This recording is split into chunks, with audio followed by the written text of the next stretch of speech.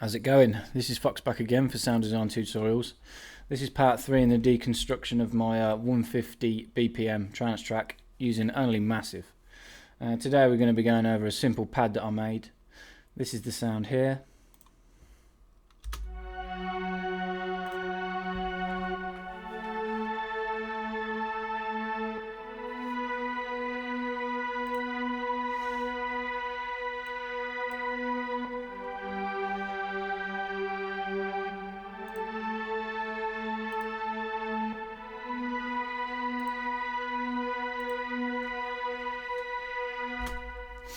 As I said, nice simple pad, nothing too much to it. Most of these patches are quite simple when I'm doing these tracks because of the time limit that I put on myself. I aim to do them in just 2 parts.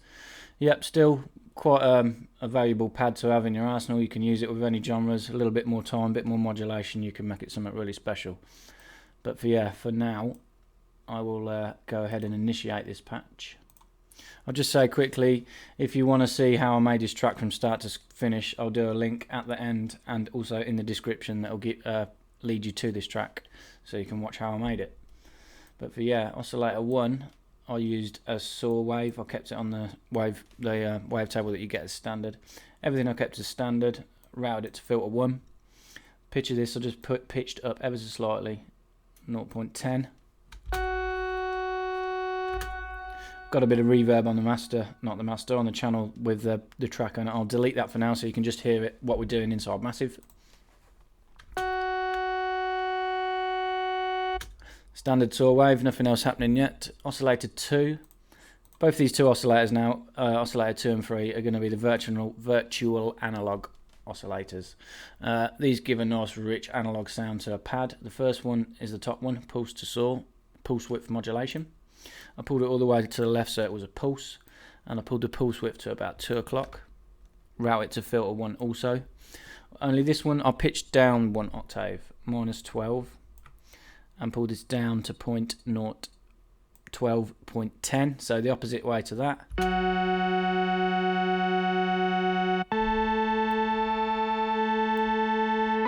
Route this one to filter 1 also. We're going to modulate this pulse width and the sync of this one, which we're going to do now, which is oscillator 3. It's the other virtual analog one, the pulse to saw sync. Pull the sync all the way down to 0, amp on full. Wavetable position set to saw this time. Route this only to filter 1. Pitch this one up 0.06 just to be slightly different than oscillator 1.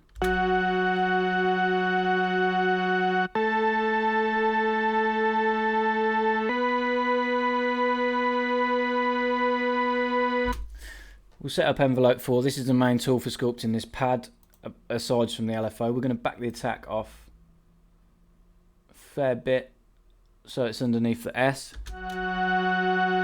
This just creeps the volume in so it doesn't instantly come at full volume when the notes are played or you're pressing a note.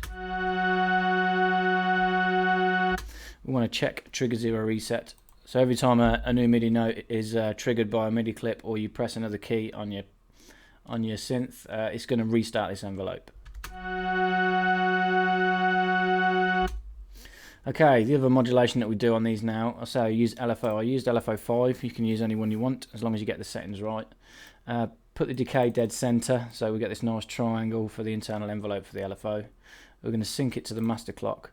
We're going to set the ratio at 4/1, which means it's going to take a whole bar for it to do a cycle. We want a nice slow sort of cycle. I'm going to use it to modulate the pulse width of oscillator 2 and the sync of oscillator 3. Pulse width we're going to go negative to about 10 o'clock. The sync we're going to go positive to about 10 o'clock.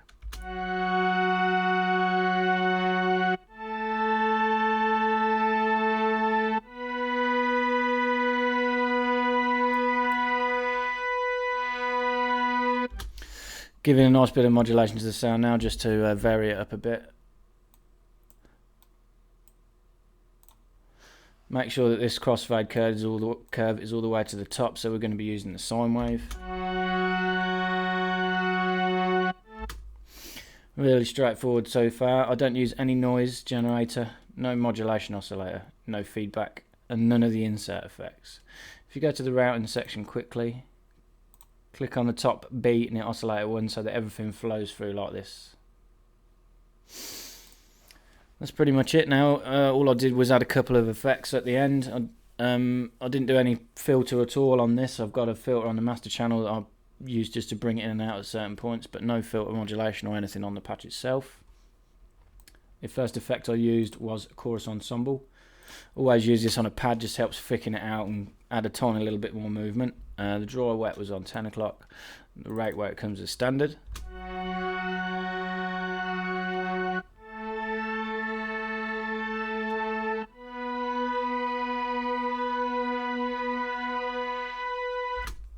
FX2 is a dimension expander.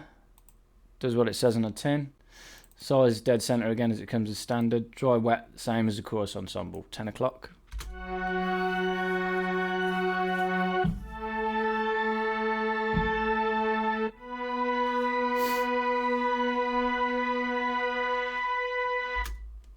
Okay, the only other modulation I do is in the voicing section. I'll give it 8 voices unison to beef it right up.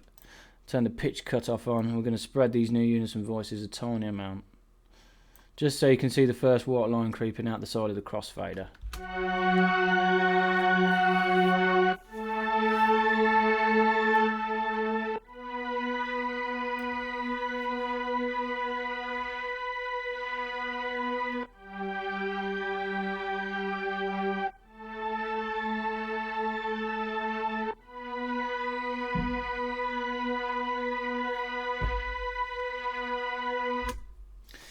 Okay, there you have it. I'll turn this reverb on now that I had on within Bitwig. You can use the reverb with inside Massive, but I took both of the effects sections up using the chorus and then a dimension expander.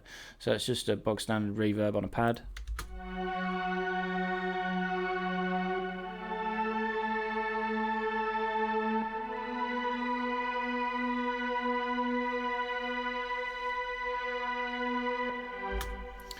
I'll play it with some of the other elements of the track.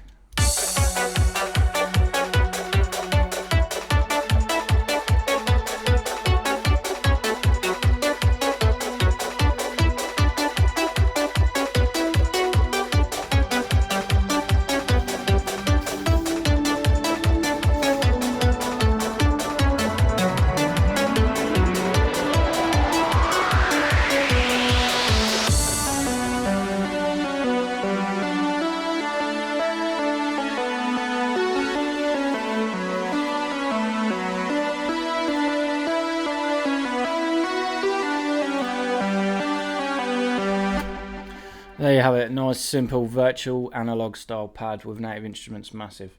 I'm going to start selling these project files if anybody is interested. It's not going to be too expensive. I'm going to set it at £7 because I've only used, when I do these full track workouts, I've only been using one synth at a time.